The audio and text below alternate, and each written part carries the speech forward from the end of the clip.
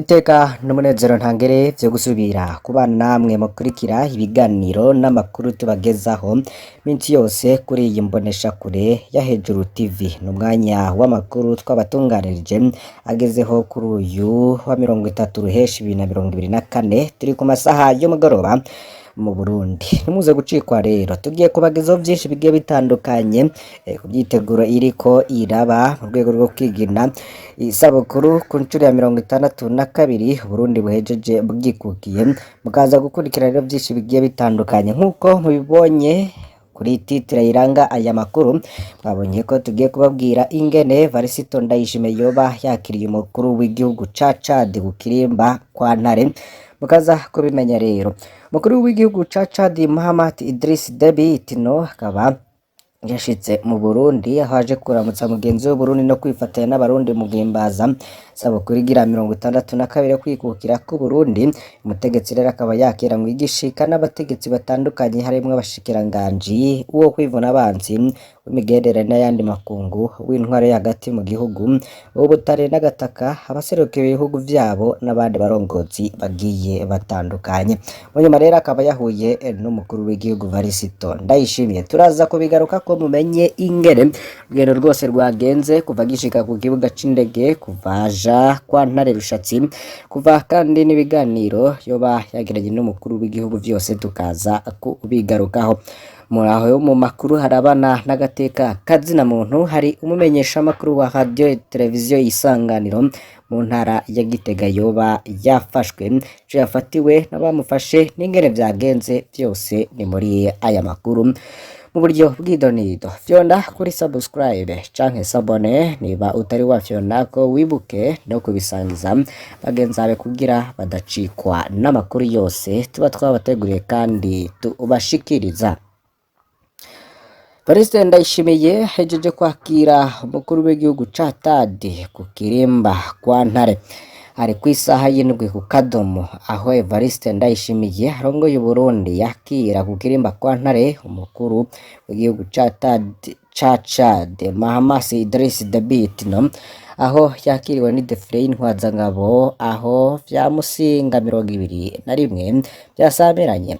Inyuma yaho abo bakuru b'ibihugu b'u Burundi n'uwa Chad bakaba basuzumye intwazangabo maze umurisha w'ingoma nawo urasamirana nk'uko mubiraba mu masanamu vyari ibintu vyiza cane.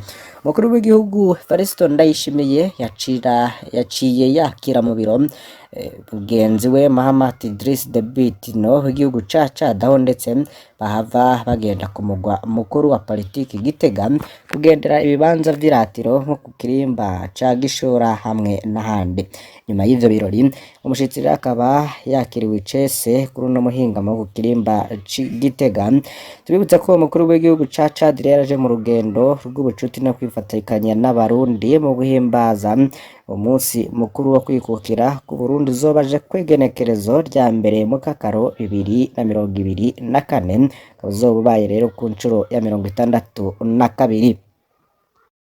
Haribazwa rero niba ari ikimenyetso c'imigenderanire myiza kuko kuwa 23 Rusama uyu mwaka nyene wa 2024 Perezida Evariste Ndayishimiye yarafashe urugendo rw'akazi rwamushikanye mu gihugu ca Chad aho yari yitabiriye ubutumire bw'ibirori vyo kwimika Perezida Idriss Déby Itno.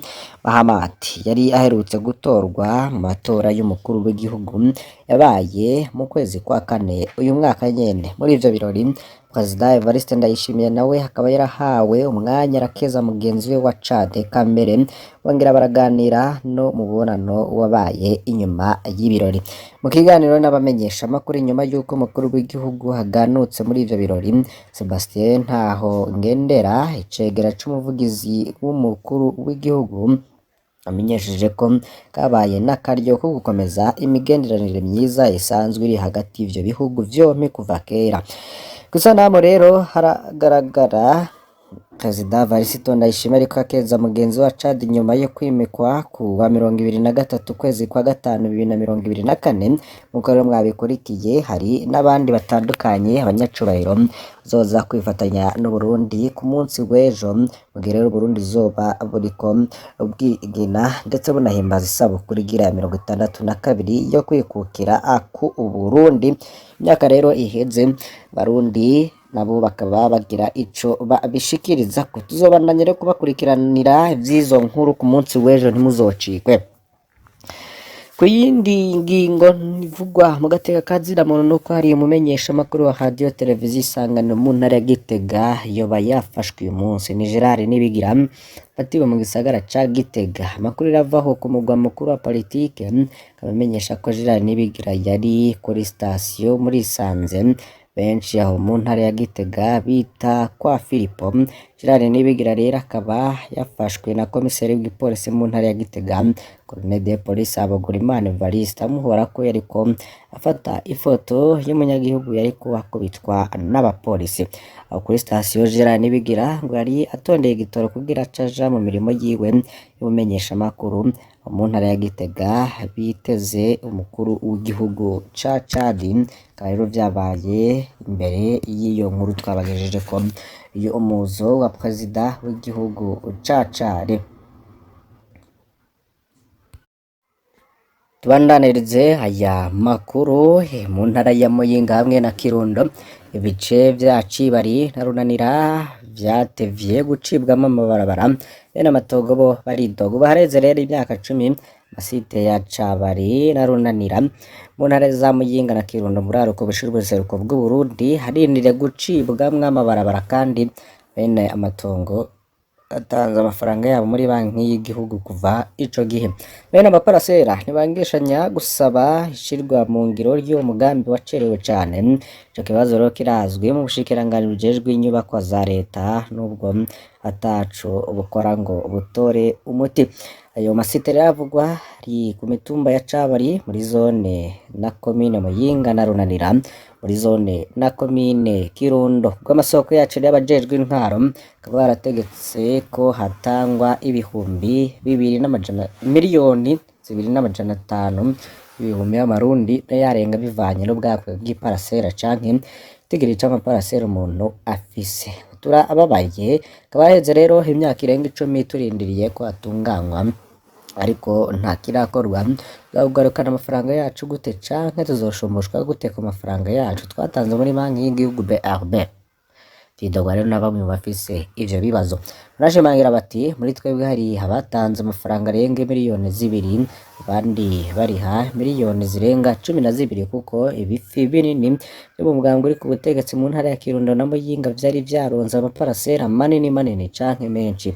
Gisata kijejwe gutunganya inyubako buraruko bw'igisagara cari cahumurije imbere yo gutanga amafaranga yo gutunganya igisagara. Gisata kijejwe inyubako mu karere kuburaruko cari cihutije cane abazoronka ayo maparasera kibasaba kuriha vyihuta kugira ngo hatagura igikorwa co kugabura amaparasera.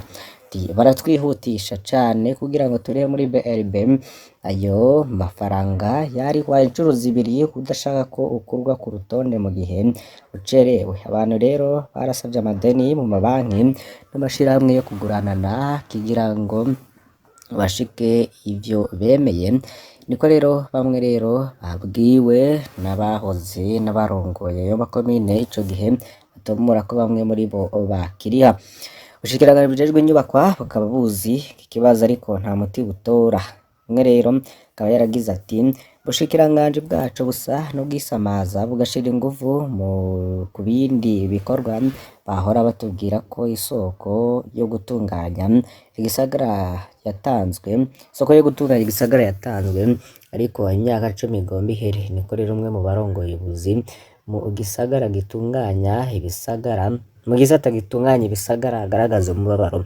Nyanga rero ya bamwe mu ndongozi za gisirikare hari bavuga mu itangwa ry'isoko ukugwanira rero isoko vyo babiri byatumye nishirwa mu ngiro ryo mugambi ryikwega bw'isoko ryo mu mugambwe uri ku butegetsi. Bamwe mu basirikare n'abapolisi bakuru bagomba gutwara iryo soko, abajenerali rero baturuka Muyinga na Kirundo mbere n'abahandi bakaba bashaka gutsindira iryo soko yo gutunganya gisagara, niko vyavuzwe n'amasoko mu mugambwe uri ku butegetsi yavuganye na SOS Media Burundi dukesha inkuru ariko atashatse kumenyekana. Bene abaparasera rero muri izo site bakaba basaba rero bashimitse ubushikiranganji bijejwe shira mu ngiro umugambi urindiriwe kuva muri 2014.